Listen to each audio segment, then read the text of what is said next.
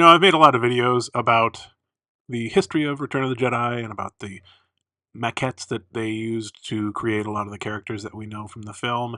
And whenever I do that, I always think about what it must have been like to work in the creature shop at ILM at the time. It seems like they had quite a bit of fun there, but I'm sure it was also a huge amount of work. I think if we look at the experiences of Kirk Thatcher, who we're going to be talking about today, it can give us a little bit better idea of what it might have been like to be there. Here you can see him on the left in the hat next to Phil Tippett. Kirk actually joined the creature shop at the tender age of 19 after dropping out of UCLA. To hear Kirk tell it, he was essentially in the right place at the right time because he knew some people who happened to be working at ILM, but as we'll see, he also had a great deal of talent and was an extremely hard worker. He seemed to have a hand in just about everything that the creature shop was doing, at least on the US side. He unfortunately got sick just before he was scheduled to go and work in England, so he didn't actually get to see the Jabba's palace set with Jabba and so forth. In fact, the more I look into it, it seems like the more that he has done. Here he is working on part of the Sarlacc pit, and I understand he was always very insistent on maintaining a dignified atmosphere on the set. Very important. He painted all of the background Mon Calamari heads aside from Akbar. There's more I could show you, but the point I'm trying to make here is that he was very closely involved in a lot of the production of many of the creatures in Jedi. But beyond that, in several cases, he went in and played a character sort of for a test shot or something along those lines that would normally have been played by a different person. So in this case, he's testing out something for Nine Num instead of Mike Quinn, who actually played him during the film. In the documentary From Star Wars to Jedi, Kirk Thatcher actually played Salacious Crumb and did his puppeteering and voice, as opposed to on the film where it would have been Tim Rose doing the puppeteering and Mark Dodson playing his voice. While the actual Rancor in the film ended up being played by a scale puppet, they did experiment with using a guy in a suit approach, and for at least some of the time, the guy in the suit was none other than Kirk Thatcher, as you can see in this photo. We'll come back to Return of the Jedi in just a moment, but I wanted to also mention some of his later career, and that includes things like working on Star Trek IV: The Voyage Home. He was the film's associate producer and worked closely with Leonard Nimoy, who directed the film. Star Trek IV, you may recall, is when they go back in time to 20th century Earth to rescue some whales. And it was on this film that he played the part that he might be most well known for, the punk on the bus. Just where is the future? The things we've done and said. Let's just push the button. We'd be better off dead. Apparently, Kirk campaigned pretty heavily to get this part, even shaving his head into a mohawk and composing the song that they played on the radio so they wouldn't have to license any music. Screw you! And I hope you're blue too. We're all bloody wetlands.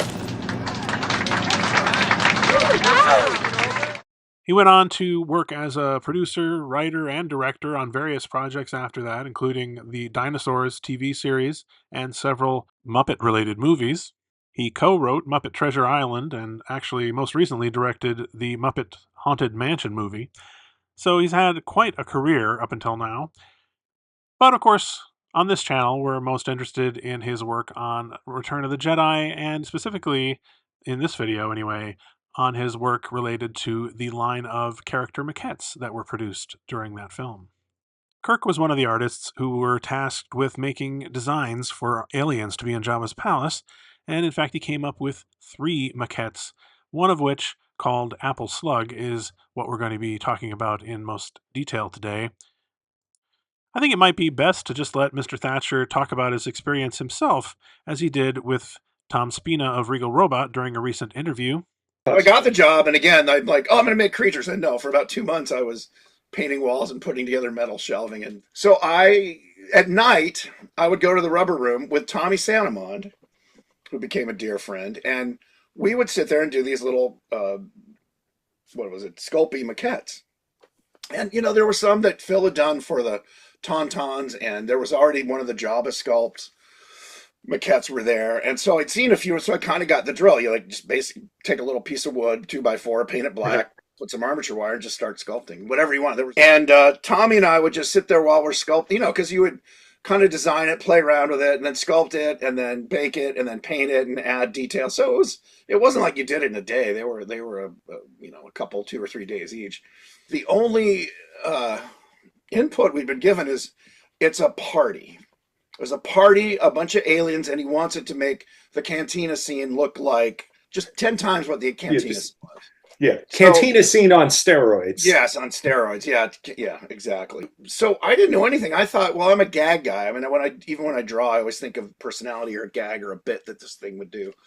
So Apple Slug was based on a gag of like there would be a guy walking by with a tray of canopies or fruit or something, and this thing would just look like a mossy green rock, and it would suddenly these arms would pop out, lift up this big flabby skin, unveiling this like veiny skull with like musculature, and this huge tongue would roll out. It would pierce the food and like and like he was basically Slimer before Slimer existed. Yeah, it's funny actually. I've been drawing him and going like, oh my god, he's Slimer with spider legs. But again, Slimer didn't exist. So great minds think alike. And so that was the gag, and that was it. And then George, so we had like 80, 90 of these maquettes. Yeah, and there's all lot. laid out on the table. Yeah, and we're all kind of standing around the perimeter of this room, and George came in full of life.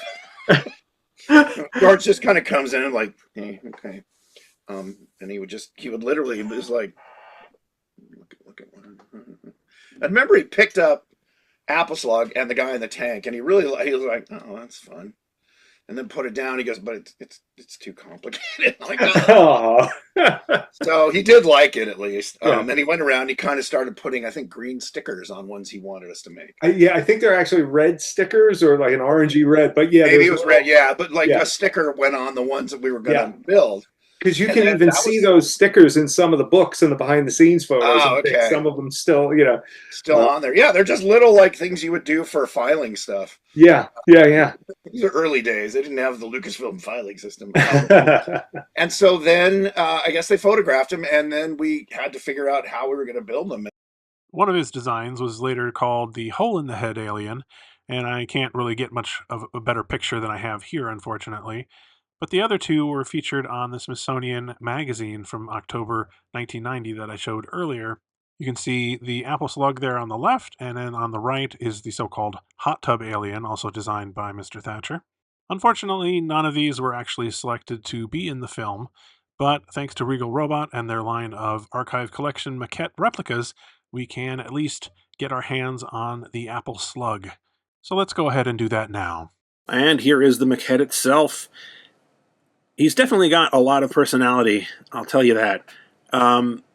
Size-wise, he's maybe a little bit taller than some of the other busts that they've put out, but as you know if you've watched these videos, there's not any real scale that they were working toward, and so, they're just kind of all over the place in terms of size. If you turn him to the side, you can see that he extends backwards here, making this base a lot longer or deeper than most of the other bases that they've used on any of the maquettes. Speaking of the base, if you look down here, you can see he's got a little slime trail here, which I think is a great detail. It's kind of a greenish, glossy slime trail there, which I think is great. This might be a little hard to see unless you kind of look at this exactly straight on, but you can see he's lifted up his flap of skin here, I guess, to reveal a skull, and then he's also got two little beady red eyes right there and there, which is, in a weird way kind of cute, I think. Now, the original maquette, of course, would have been all one piece, made with Sculpey over a wire armature, I assume, and, that's fine for his purposes when he was making it. But if you want to mass produce these and also send them all over the country and stuff, it works way better to have these arms be separate, and that's what they've done. They've made the arms separate pieces that attach by magnets. As you can see here, these super strong rare earth type magnets, and they just sort of slot into the individual places. I think pretty much it's self-explanatory which one goes where. Obviously the Apple one here goes so that he's about to put it in his mouth and so forth. These two, you could possibly get confused, but if it's in the right place, it'll fit there perfectly. Similar to what they've done with other characters in this line, they are making 2 different editions for the Apple Slug. And one of those is the Signature Edition, which comes with the actual maquette itself and a signature plaque signed by Kirk Thatcher. That's going to be limited to 100 pieces and will cost $449. However, they're also going to be releasing a Legacy Edition, which includes, of course, the maquette itself and a signature plaque paired with a piece of unique artwork by Mr. Thatcher of the Apple Slug, and that's going to cost $749. Now, in the video about Toothface, I said I was skipping the Legacy Edition because I didn't have room for all of the plaques, and I wanted to save it for the more major characters, so you may be surprised to hear that I decided to go for the Legacy Edition for this guy here. Not the most major character, I'll grant you, but I have a reason. Well, first of all, I already had, I think, 3 Legacy Edition versions from Chris Walas, and so, you know, it wasn't as urgent, I felt, to have another one of his in my collection, as nice as they are.